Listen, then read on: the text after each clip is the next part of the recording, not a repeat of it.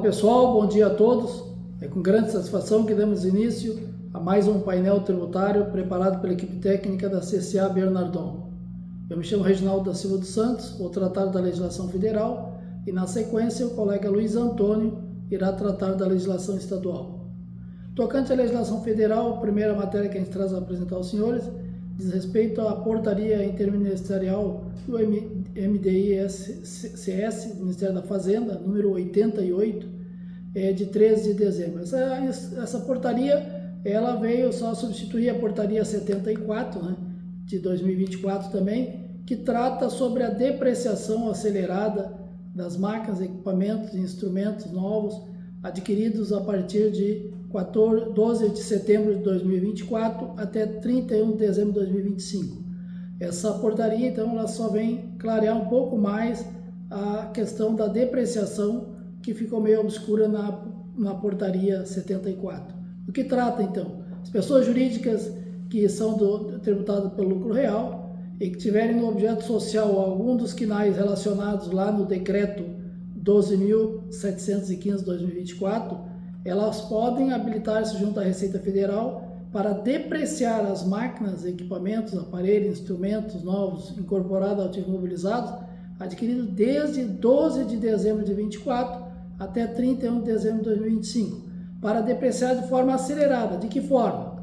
50% do valor dos bens no ano em que o bem for instalado ou posto em serviço ou em condições de produzir, e 50% do valor dos bens no ano subsequente àquele em que o bem for instalado ou posto em serviço ou em condições de produzir. Então, essa é a questão-chave do benefício. A depreciação, essa acelerada, 50% no ano da aquisição e 50% no ano seguinte, tem que atender essas condições que estão na lei, né? A portaria 74 ela não constava de forma expressa essas condições, mas está na lei, e a portaria 88 então veio só clarear. É 50% no ano em que o bem for instalado ou posto em serviço em condições de produzir, ou seja, não basta a empresa fazer a aquisição de uma máquina, do equipamento, sem que esse esteja instalado ou posto em condições de produzir. A depreciação é somente a partir da colocação do bem em condições de produzir. E 50% no ano seguinte. Então, como eu disse antes, esse benefício vale somente para os bens adquiridos de 12 de setembro até 12 de setembro de 2024, né, até 31 de dezembro de 2025. Tá? E daquelas empresas, daqueles quinais que estão relacionados no decreto 12.715. Então, esse é um benefício que foi instituído pela Lei 14.871 de 2024. Então, seria só esse destaque. A segunda matéria que a gente traz para apresentar diz respeito à Instrução Normativa 2.240, de 12 de dezembro, e que veio para instituir o Recibo Eletrônico de Serviços de Saúde, Receita Saúde. A partir de, então, todos os serviços médicos prestados por profissionais da área médica e odontológico, dentista, fisioterapeuta, fonoaudiólogos, psicólogos e terapeutas ocupacionais, quando prestado por esses profissionais para pessoas físicas, né, para todos os fins legais perante a Receita Federal, só tem validade o recibo eletrônico de saúde, ou seja, aqueles recibos convencionais eles não vão ter mais validade, mesmo porque esse recibo eletrônico ele vai ser feito diretamente no portal da Receita Federal. Então, a emissão do recibo saúde será realizada por meio de serviço digital disponível no aplicativo da Secretaria da Receita Federal do Brasil, o app Receita Federal, disponível lá no ECAC.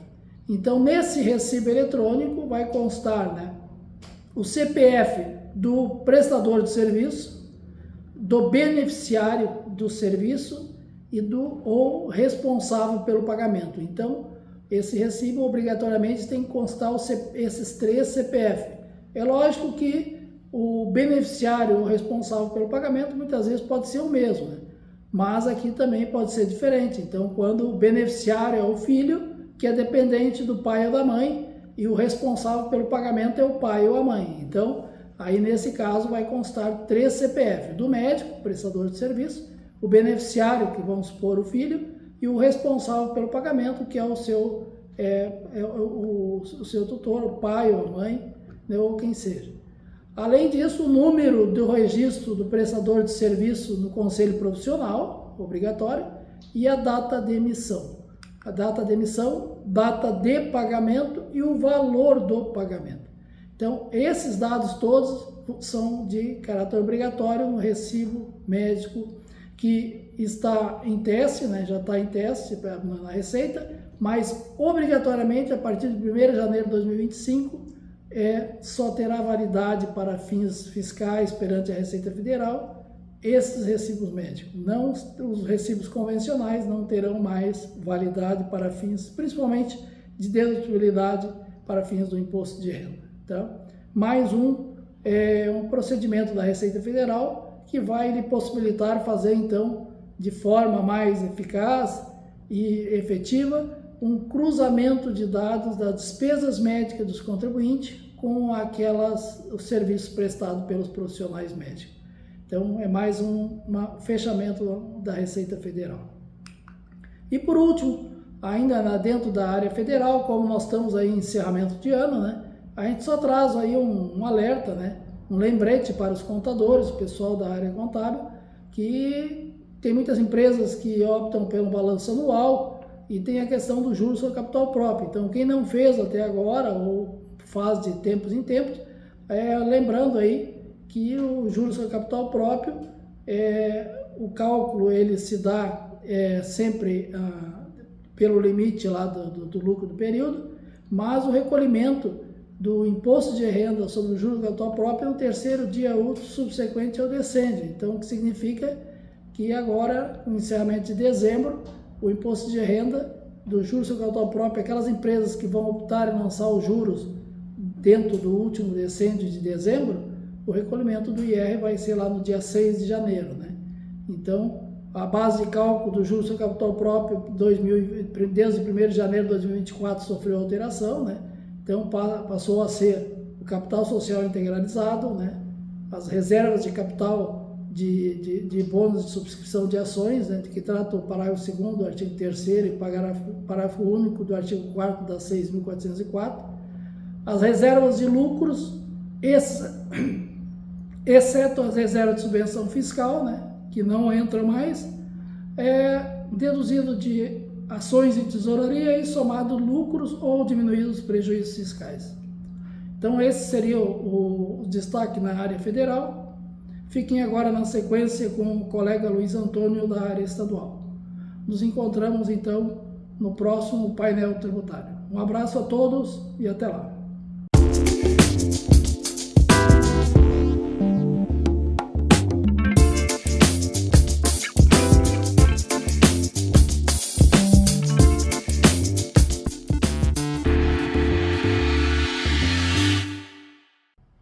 Bom dia a todos. A partir de agora vamos comentar algumas alterações na legislação estadual do ICMS do Estado do Rio Grande do Sul, publicadas na semana passada.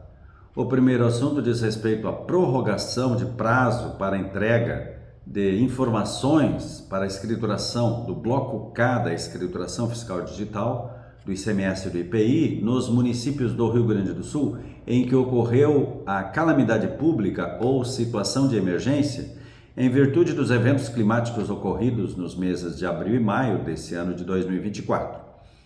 O ato que promoveu essa prorrogação foi o ajuste CINEF número 31.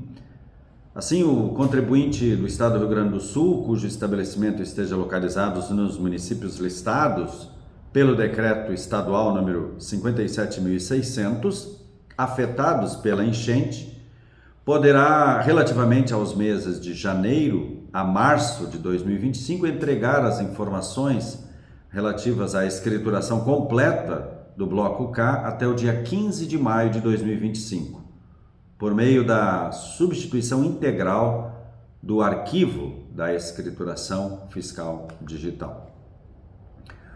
O segundo assunto que trazemos é a padronização de registro de informações referentes ao IBS, à CBS e ao IS, objeto da reforma tributária, nos documentos fiscais eletrônicos.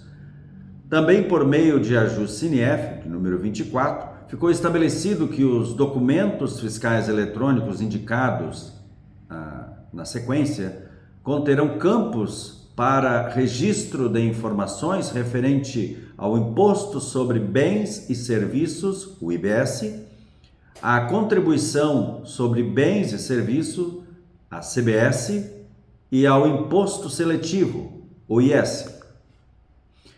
São eles a nota fiscal eletrônica, o conhecimento de transporte eletrônico, o manifesto eletrônico de documentos fiscais, a nota fiscal de consumidor eletrônica, o bilhete de passagem eletrônico, a nota fiscal de energia elétrica eletrônica, o conhecimento de transporte eletrônico para outros serviços, a guia de transporte de valores eletrônicos, a declaração de conteúdo eletrônica e a nota fiscal fatura de serviços de comunicação eletrônica. Também tivemos a publicação de uma notícia sobre a escrituração da transferência de mercadorias e, no caso, relativa à operação tributada. Como o Convênio 109 de 2024 do CONFAS trata sobre as remessas interestaduais de bens e mercadorias entre estabelecimentos da mesma titularidade, a Receita Estadual informa a disponibilização de serviço para comunicação da opção à Receita Estadual por meio de link específico desse serviço no ECAC da Secretaria da Fazenda. Além disso, importante frisar os procedimentos de emissão da nota fiscal eletrônica na transferência de mercadorias relativamente às operações interestaduais, quando é feita a transferência do crédito, juntamente com a remessa da mercadoria entre estabelecimento da mesma titularidade, nos termos da cláusula 1ª a 4ª do Convênio 109, que foram trazidos pelo ajuste CINIEF 33 de 2024.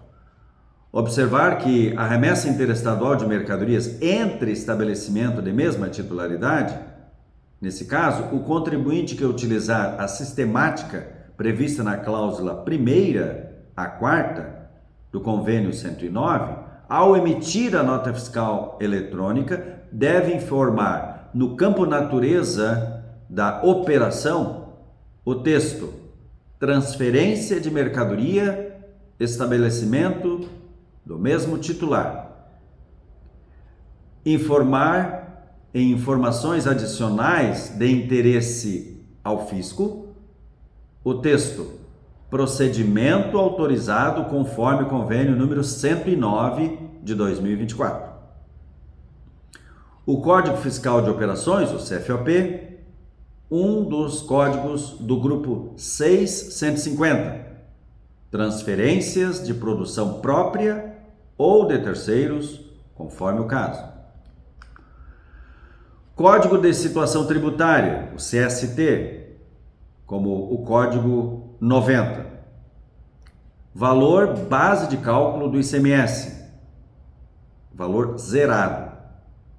Alíquota do imposto para ICMS, valor zerado. Valor do ICMS, o valor do crédito a ser transferido, caso exista.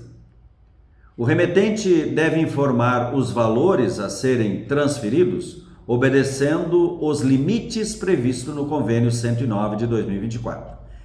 E este ajuste não se aplica às transferências de mercadorias equiparadas a uma operação tributada, lá nos termos do parágrafo 5º do artigo 12 da Lei Complementar 87, a Lei Candir, e também da cláusula 6ª do Convênio 109.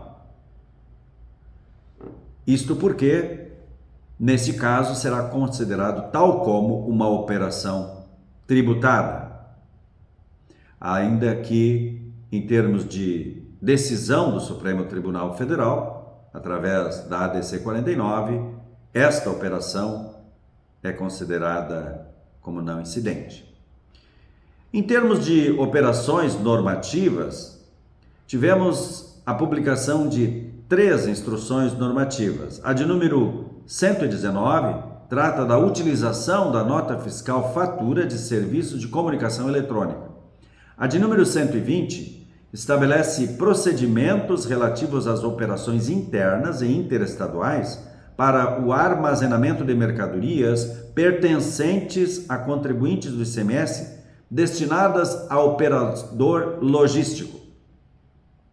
A de número 121 orienta quanto ao registro da escrituração fiscal digital e na GIA dos valores relativos às transferências de saldos credores entre estabelecimentos da mesma empresa, hipótese em que foi afastada a obrigatoriedade de emissão de nota fiscal específica. Então, eram essas as informações da área fiscal quanto às alterações da legislação estadual do ICMS do Estado do Rio Grande do Sul que gostaríamos de transmitir aos senhores. Um bom dia, uma ótima semana a todos e até o próximo painel tributário da CCA.